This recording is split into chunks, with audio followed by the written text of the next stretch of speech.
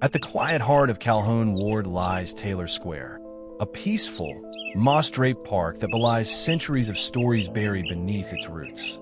But don't be fooled by the silence. This square has secrets.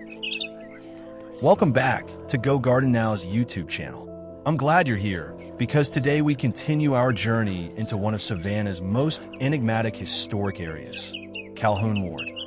This is part 2 of our ongoing exploration, and if you haven't yet seen part 1 or our deep dive titled The Buried Voices of Taylor Square, I highly recommend you check them out. They'll give you essential context and a few chills for what we're about to uncover. Calhoun Ward may not be as postcard famous as Savannah's other wards, but don't mistake obscurity for insignificance. This place was forged in the fires of ambition, conflict, and change. In part 1, we traced the ward's early development, how it was partly built on a Negro graveyard to become home to tradesmen, widows, and merchants. And we learned something about its feature in the book and film, Midnight in the Garden of Good and Evil, which continues to draw curious fans to Savannah. In part 2, we go deeper. We'll walk past row houses with cryptic carvings, peek through gates into private gardens, discover the history of Savannah's most loved landmarks, and peer into the layered social fabric that made this ward tick. We'll talk about homes built by craftsmen, enslaved and free before and after the Civil War, and the political tensions that rippled through the square during Reconstruction. Who lived here? Who vanished? And what happened to the promises written into the streets, but not delivered for a very long time? If you love real history, not the whitewashed version in glossy brochures, but the kind whispered behind shutters and etched into stone, you're in the right place. Make sure to like, subscribe, and hit that notification bell. Taylor Square is at the center of Calhoun Ward.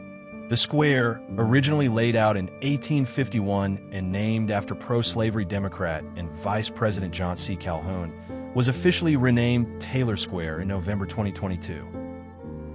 Susie King Taylor, born Susan Baker in 1848, was born into slavery in Georgia, secretly learned to read and write.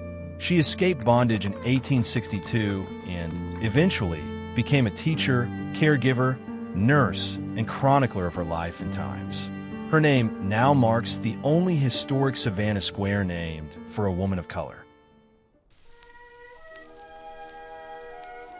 Wesley Monumental Methodist Church, standing with quiet dignity on Taylor Square, is a living tribute to the Wesley brothers, John and Charles, whose evangelical zeal helped shape the course of Protestantism in the 18th century. Founded in 1868, this church was envisioned as a monumental edifice to honor their legacy. Its Gothic revival architecture features soaring spires, one reaching 196 feet. The church's construction was a labor of love, beginning in 1875 and culminating in 1890, with the spires and stucco added in 1895. Have you experienced Wesley Monumental Church or have comments about Methodism? Click on it and let us know. We'd love to hear from you. The Massie School, now known as the Massie Heritage Center, stands as a venerable monument to Savannah's educational and architectural legacy. Erected between 1855 and 1856, it holds the distinction of being Georgia's oldest surviving building from its original chartered public school system. The institution owes its inception to Peter Massie, a Scottish planter who, in 1841, bequeathed $5,000 to the city of Savannah with the stipulation that it be used to educate the city's poor children. Renowned New York architect John S. Norris was commissioned to design the school, employing the Greek Revival style he had previously utilized for Savannah's U.S. Custom House. Wings were added in 1872 and 1886. The building was used as a hospital during Sherman's occupation of Savannah. After the school closed, it was reopened in 1978 as the Massie Heritage Center. The facility now serves as a museum dedicated to Savannah's history and architecture. Many of Savannah's citizens, even now, can remember their school days at Massie. If you're among them, please share your memories with us. Click on the icon to leave your comments. as we leave behind the solemn spires of Wesley Monumental and the steadfast presence of old Massie School, pillars of faith and learning in Calhoun Ward. We step now into the quieter poetry of the neighborhood, the homes. Row by row they stand, each with its own memory etched in wood and plaster, porch rail and piazza. Let's take a walk beneath live oaks and gas lamps, and listen closely, because the rest of Calhoun Ward is ready to tell her story too. Just east of Calhoun Square, 3 new faces have risen among Savannah's oldest. These are 105 through 111 East Gordon Street. Modern homes built not to stand out, but to blend in. These were built in 2021 and 2022 by developers for buyers with deep pockets. Between 111 and 113 East Gordon lies a quaint garden courtyard, a hidden oasis of green that ties together the 2 townhouses. It's compact, yet comfortable in its historic setting.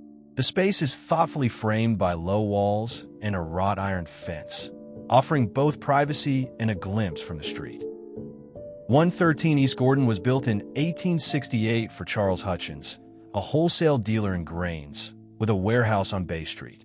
The home was constructed just as Savannah rose from the ashes in 1868 and was expanded in 1897. This grand dwelling speaks to ambition and endurance.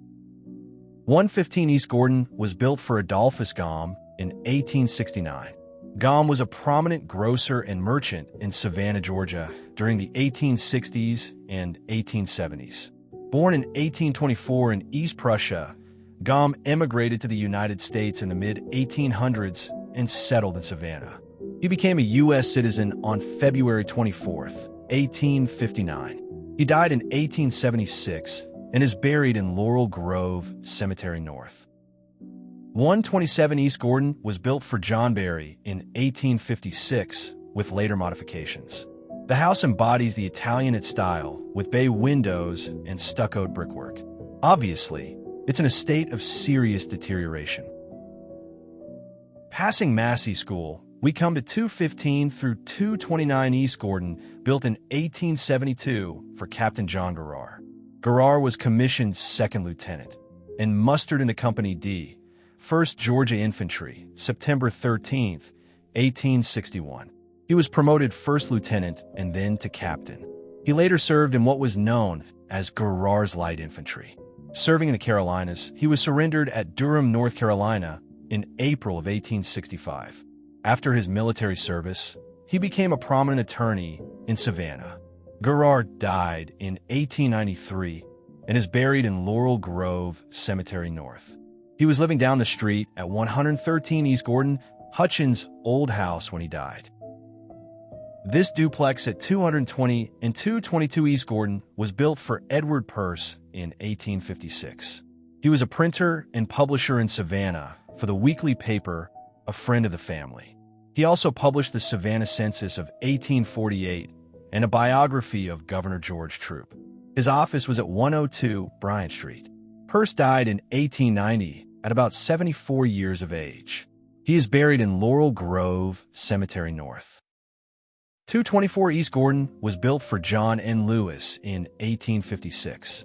Mr. Lewis, born in 1811, was a lifelong resident of Savannah, a charter member of the Savannah Benevolent Association, a member of the Savannah Volunteer Guards, and of the Independent Presbyterian Church. He was a cashier at the Savannah Bank and Trust Company. He died in 1896 and is buried in Laurel Grove Cemetery North. The Lenore Apartments were erected by Dr. John Collins.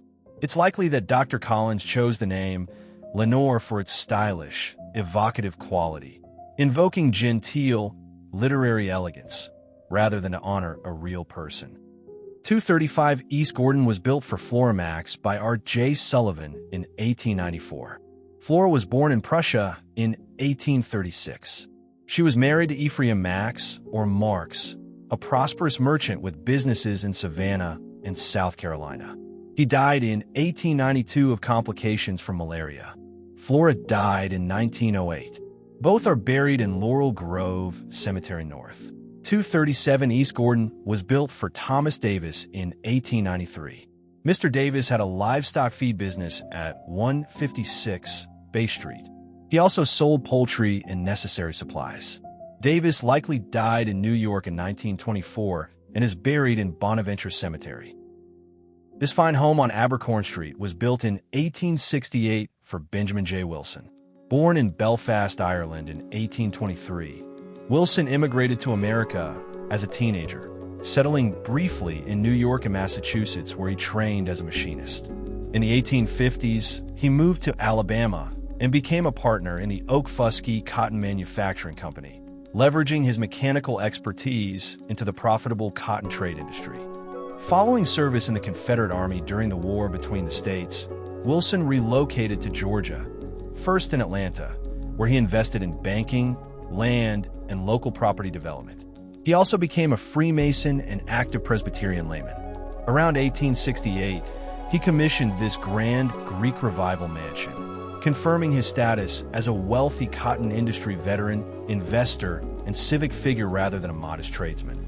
He conducted his affairs with the discipline of a former soldier and the savvy of a businessman. So when you look at Wilson's life through the lens of tradition and economics, he started with tools, moved into textile capital, and ended as a symbol of Southern Reconstruction-era ascendancy. Sensational tales are told about this house, including ghost stories, child abuse, suicide, and occult rituals. But there's zero reliable evidence that such things occurred. As usual, these things are often made up for tourist thrill seekers. But we'll delve into those topics in a later video, just for the fun of it. We're not finished with Calhoun Ward yet. There's more to come. In future, we'll check out some of those astonishing tales. We'll also hear personal recollections of life at Old Massie School and roam along Gaston Street to view more magnificent homes and landscapes. If you enjoyed our video, please like, subscribe, click that notification bell, and leave a comment. We'd love it if you buy us a coffee too, so we can continue producing great videos for you. Click on the link in the description below. If you've enjoyed the stories of Calhoun Ward, are a resident or visitor, you might be interested in our branded Calhoun Ward merch. Click the link in the description.